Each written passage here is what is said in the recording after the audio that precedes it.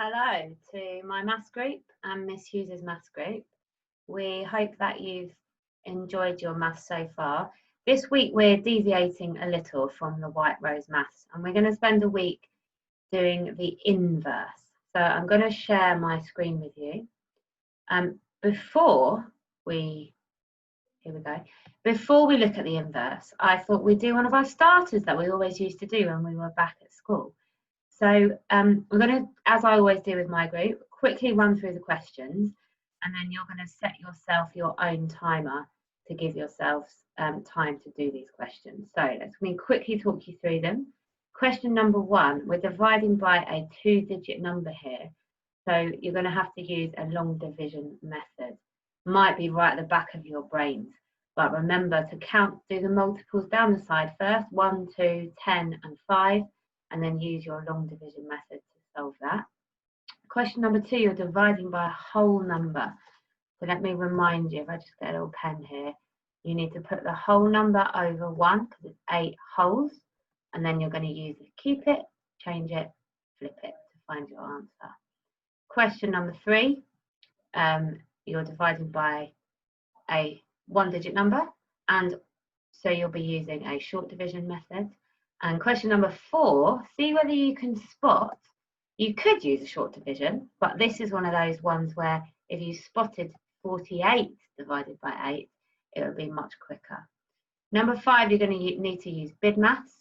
And number 6 is percentages of amounts. So you're going to need to find 10% of 500. You're going to need another 10% of 500. And to find the 8%, you're going to want to find 1% and then get 8 of them to have 8%, and you want the 20 and the 8. So I'd like you to pause your video now, set yourself a timer for maybe 7 minutes because we haven't done it for a little while, so your brains might be a little rusty, and then have a go at these questions. I'm going to just stop talking for a few seconds and then I'm going to go through once you've paused your video.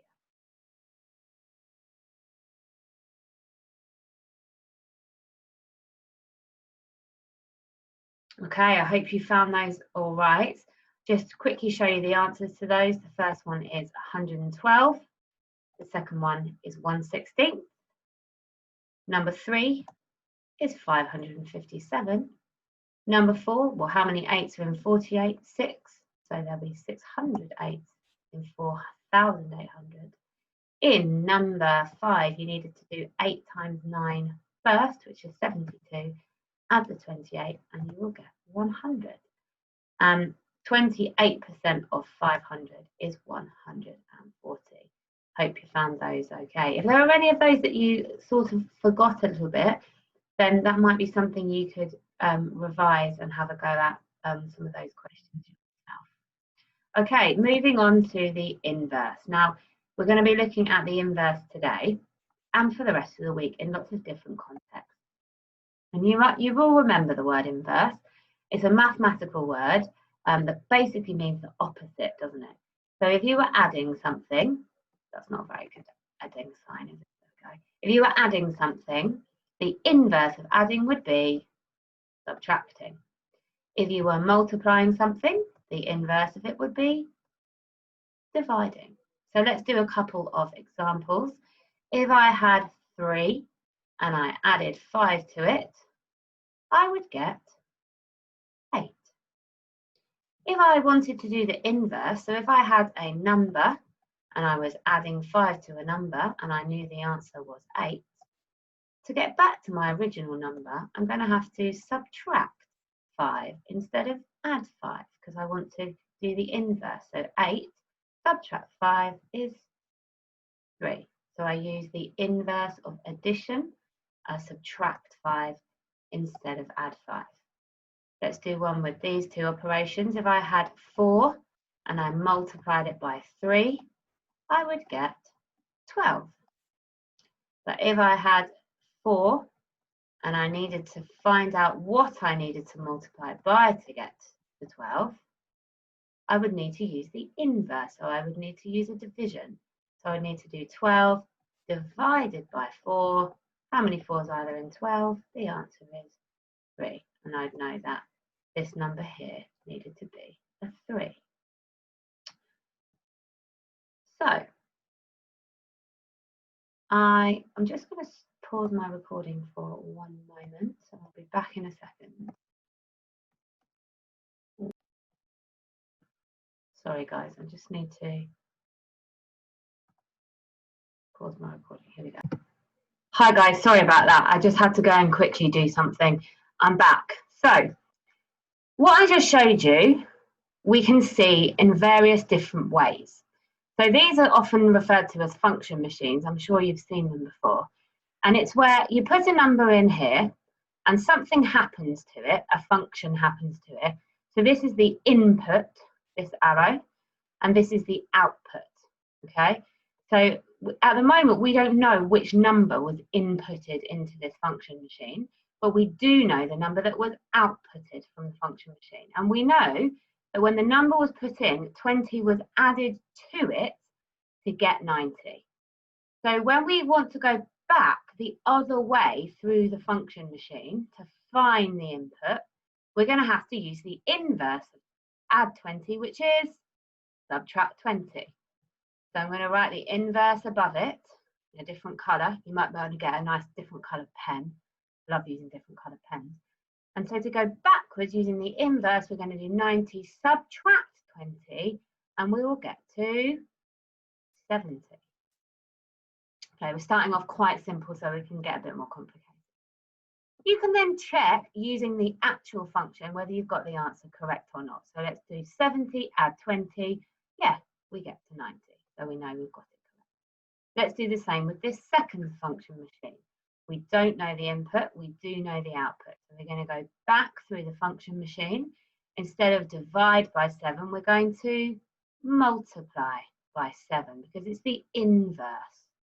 5 multiplied by 7 is 35. And we can check it. 35 divided by 7 is indeed 5. Okay, sometimes there are 2 operations within the function machine. So this time when we go back through the function machine, we're going to have to do 2 inverse operations. So let's put our little arrow going backwards. And instead of adding 5, we're going to subtract 5. Sorry, my 5 wasn't very good there. Instead of multiplying by 4, we're going to divide by 4. Okay, so let's go doing the inverse of each one to go back to where we came from. 45 subtract 5 is 40. Divide that by 4 and we get 10. So we've done both functions in the opposite order and using the inverse, and we've got the answer 10. Okay, so 10, let's check it. 10 times 4, 40. Add on 5, 45. So not only did we have to use the inverse, but we had to do them in the opposite order. So normally this one would have come first and this one would have come second. But we had to swap the order and do this one first and this one second. Let's move on to this one. I'm going to give you a little minute just to have a look at it and decide for yourself what you would do.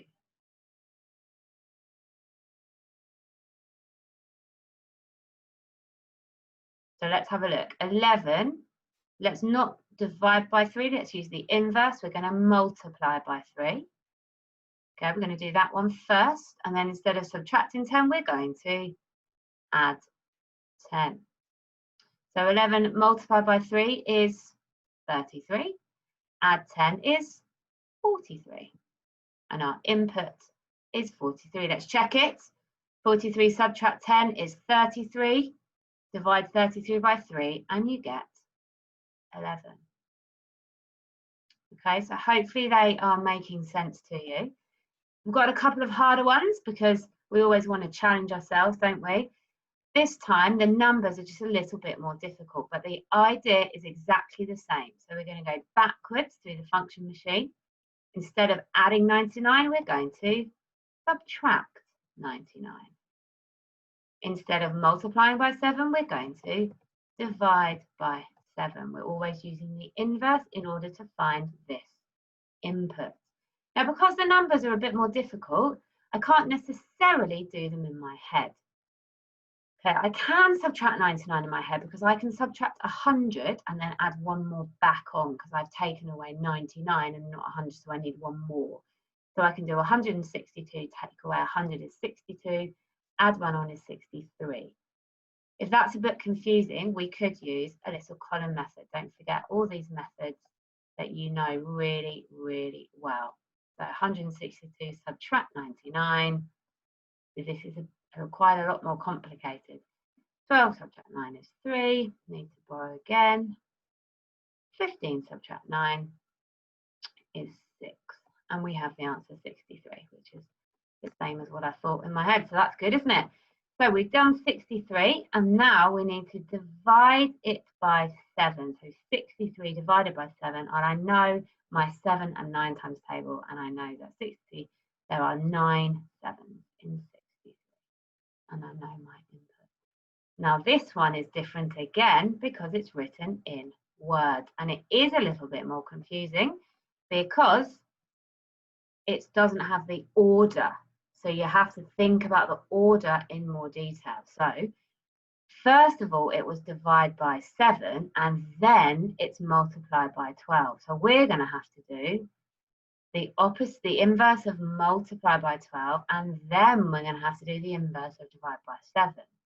Now I think that's a little confusing. So what I'm going to do is I'm just going to write those down to make it the same as the last one. So divide by 7, do it in red so that it's the same. Divide by 7 and then multiply by 12. All I've done there is I've written this out in numbers. And now I'm going to use the inverse. So instead of multiplying by 12, I'm going to divide by 12. Instead of dividing by 7, I'm going to multiply by 7. How many 12s are there in 96? Well, I know that there are 5 12s are 60. So 6 12s are 72, 7 are 84, and 8 12s are 96. So that's 8. And then multiply 8 by 7, and I get 56. Quite a lot harder, but in your activity sheet today, they do get harder. So don't worry if you get to one like that and you think, oh, I wasn't really sure about how to do that one. But if you write it out like this, I think you'll be pretty good at it. Sometimes function machines don't look like that. They look like something like this, but it's exactly the same. So we've got a number, it's been multiplied by 2, it's had 12 added to it, and then it's been halved. So let's use our inverse. So the inverse of half is 2. Anybody know? It's 2 double. So we're going to double that one. Instead of adding 12, we're going to subtract 12. Instead of multiplying by 2, we're going to divide by 2. So let's do all the inverse. So 10, double 10 is 20. Subtract 12.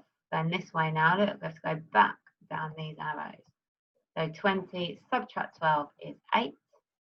And 8 divided by 2 is 4. Can you see that it's exactly the same idea, but just shown in a different way? And I've got one more to show you, which is again exactly the same, but this time it's in a column. So instead of adding 5, what are we going to do? We are going to subtract 5. Instead of multiplying by 4, what are we going to do? We're going to divide by 4. And we're going to add 50. Sorry if I think I'm doing all right with my writing with the keypad. So 85 subtract 5 is 80. Split that into 4, split that into quarters, and we get 20. Add 50 to that, and we get 70. I know that I've done those quite quickly. It might take you a little bit longer to solve those. So that's the end of today's lesson. Your activity sheet is going to have some function machines like the first ones. It's going to have one with the bubbles that move around, and it's going to have a horizontal one and one more that we haven't done together. So see if you can have a go at that. Okay, and I will see you all tomorrow. Bye for now.